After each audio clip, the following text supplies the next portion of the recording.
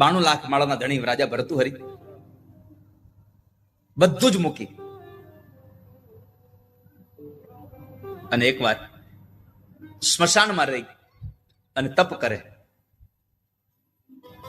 કેટલો નિયમ રાખ્યો કે કોઈ માણસનું મૃત્યુ થાય અને એના શબને જ્યારે બાળવા માટે આવે ત્યારે જે પાણીનો ઘડો અને પેલી ખીચડીનો વાટકો લઈને આવે એમાંથી રસોઈ બનાવીને ખાવું ને ત્યારે પાણી પીવું, બાકીના જ્યાં સુધી કોઈનું મરણ ન થાય ત્યાં સુધી રાહ જોવી. આવું ત્યાગ કર્યો. 92 લાખ માળો તો મૂકી દો, બધું મૂકી દો. એમાં બરાબર ભગવાન શિવ અને માં પાર્વતી બરાબર ચાલતા ચાલતા નીકળ્યા અને પાર્વતીએ જોયું કે ઓહો, આટલો મોટો રાજાને આટલો ત્યાગ કરીને આ સ્મશાનમાં રહી છે. તો માતાજી કહ્યું, પ્રભુ આ દુનિયામાં મને એમ લાગે છે કે આના જેવો ત્યાગી કોઈ નહીં હોય. એક કામ કરો ને, એને પ્રમાણપત્ર આપી દો. ભગવાને કીધું પ્રમાણપત્ર આપવામાં ઉતાવળ ન કરે. અને એમાં ખાસ કરીને ત્યાગનું પ્રમાણપત્ર આપવામાં તો ઉતાવળ કરાય જ નહીં. અરે પણ શું તમે વાત કરો છો, આ કેટલો મોટો ત્યાગી છે. ભગવાને કીધું એમ ન હોય, થોડા દિવસ ખમો. 2-3 મહિનાનો સમય વ્યતીત થઈ ગયો, કોઈનું મરણ નથી થયું ને એમાં બરાબર 3 મહિના પછી એક માણસનું મૃત્યુ થયું.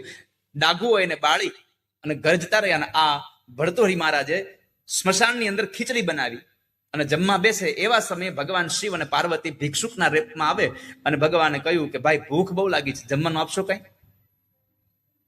તરત જ પરમાત્માએ ભર્તૃહરિ રાજાએ પોતાના હાથમાં રહેલું એક ખીચડીનું પાત્ર હાથમાં કોળ્યો હતો એ મૂકી દઈ અને પાત્ર આપી દીધું, લ્યો તમે ખાઈ લો.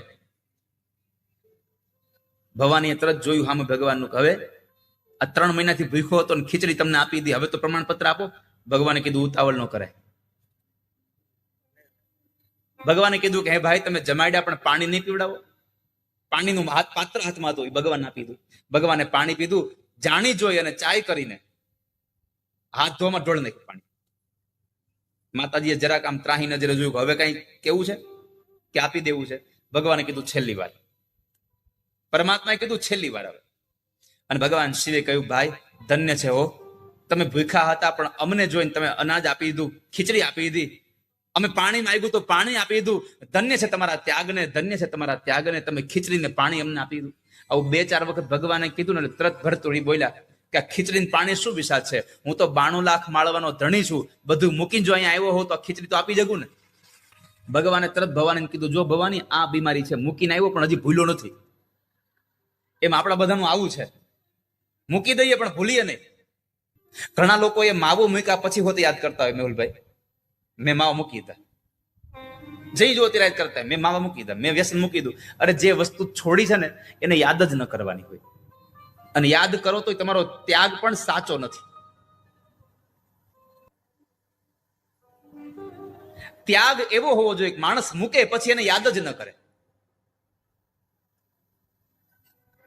અને આ સંસારમાં ત્યાગે સો આગે. જે ત્યાગ કરે છે આગળ આગળ જતો રહે છે.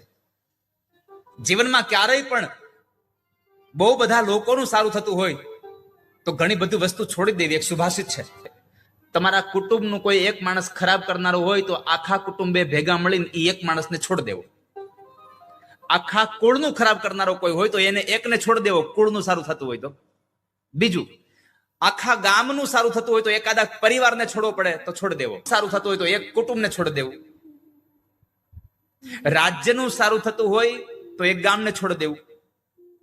પણ તમારે તમારા આત્માનું જો સારું કરવું હોય તો આખી પૃથ્વીને છોડ દેવી. એના સિવાય તમારું કલ્યાણ નહીં થાય ક્યારે.